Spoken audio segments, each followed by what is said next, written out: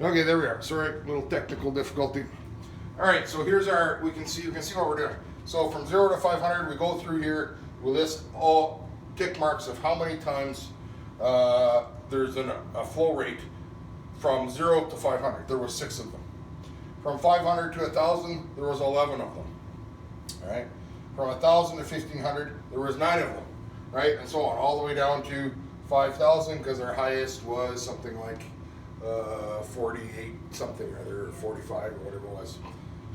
All right, or 48, because it's somewhere in between 4,500 and 5,000. All right, so these are the things that we're going to end up graphing. So when we do a graph, all right, so here's our 0, right, our home place, right. We're going to have down here, this is our flow rate, right, and over here will be our frequency. Right, how many times there was a flow rate between 0 and 500, between 1,000 and 1,500, and so on and so on. So when we go to graph this, these will become our divisions, right, which will be number of years, right, and this flow rate in here, these will be our divisions of 0 to 500, 500 to 1,000, right? 1,000 to 1,500, 2,000, 2,500, right? And so on and so on and so on, all the way up to our 5,000, which is the top, right? Then we can go and graph. Okay, so at 500, we had 3, 4, 5, 6, 8, and this will keep going up, right? So we had 6. So there, I put a dot there. Right? At 500 to 1,000, there was 11. So I'm going to need a little bit more here. 9, 10, 11, 10, 11. So at 1,000, there was 11. Right? And so on. Right? We'll finish graphing that. Does that make sense? Good. So this is our frequency table. So the first thing you're going to do is, let's move that over. Okay. So we're going to go through our table, and we're going to find our highest and our lowest, divide by how many different sections we want in that table. 10 is a pretty good number. Okay. And then we just simply go through the list and check off how many times are there between 0 and 500, from 500 to 1,000, from 5,000, or sorry, from 4,000 to 4,500, and so on, right? And record how many numbers that are. That allows us to set up our graph. Now, when we set up our graph from our frequency table, let's just jump to this next slide, I believe. Yes, a histogram, all right? So have you ever heard of a histogram before? Nope. Okay. A histogram, let's see, can we click on this and pull this just down a little bit? Yeah, right about there, yeah, that's great. All right, so with a histogram, all right, what is a histogram? Basically a bar graph. You've heard of a bar graph? Yeah. Right? So if we were to do a bar graph of the last frequency table that we had, well, from 0 to 500, there was a frequency of 6 years, 6 times that it got to somewhere between 0 and 500. Well, all we simply do is we make this little section in here, right? From 500 to 1,000, it was at 11.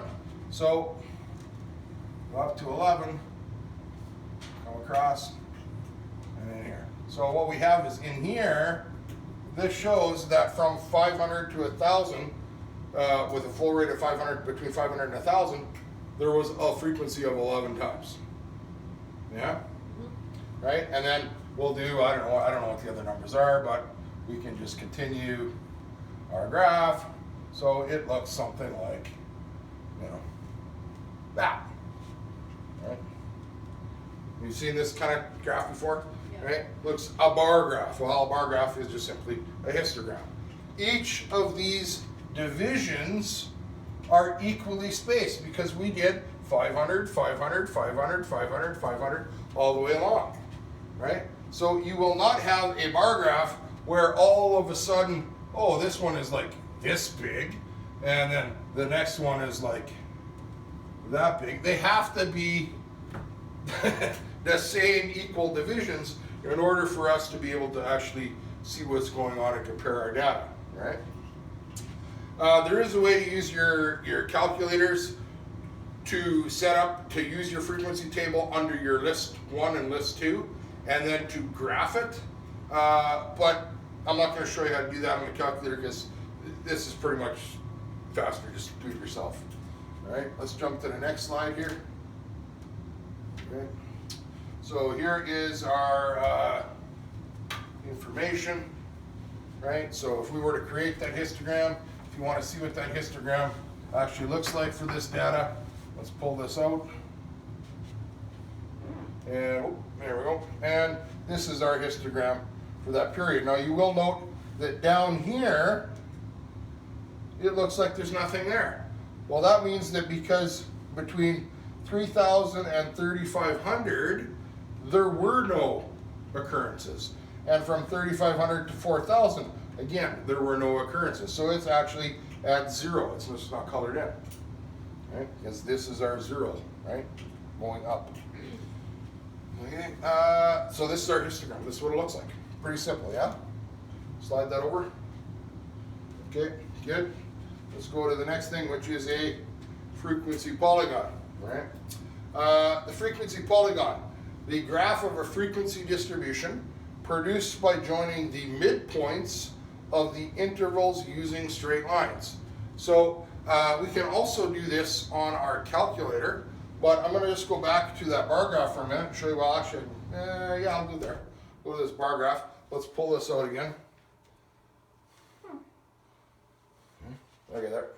So, what is a midpoint? I don't know. Between each point, like each graph? Okay, well, let's say you have a line segment that's this long, right? What would the midpoint be? Like halfway between each of the ends. Yeah, the middle. So, like right there is my midpoint, yeah? Mm-hmm. Right, so since we already have a bar graph, all we really do here is we find our middles, all right, like so, and we simply connect those midpoints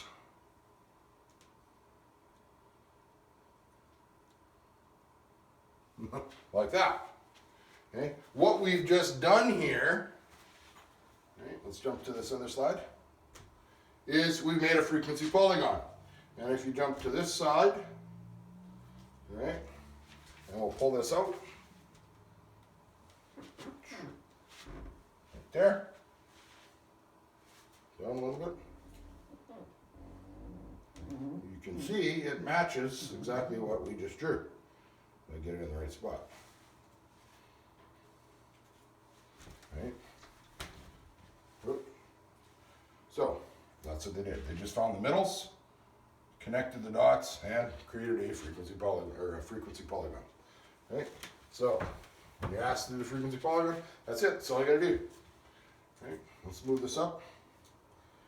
Okay. Any questions about histograms, bar graphs, frequency polygons, midpoints of those bar graphs? Yeah. Okay. That's how I do it. That's it. Next slide. So yeah, why do we do this? Okay, well, if you have a large set of data, a whole bunch of numbers, right, and you want to organize it into something that's more readable, set up a frequency table so that you can list how many times in little chunks, right?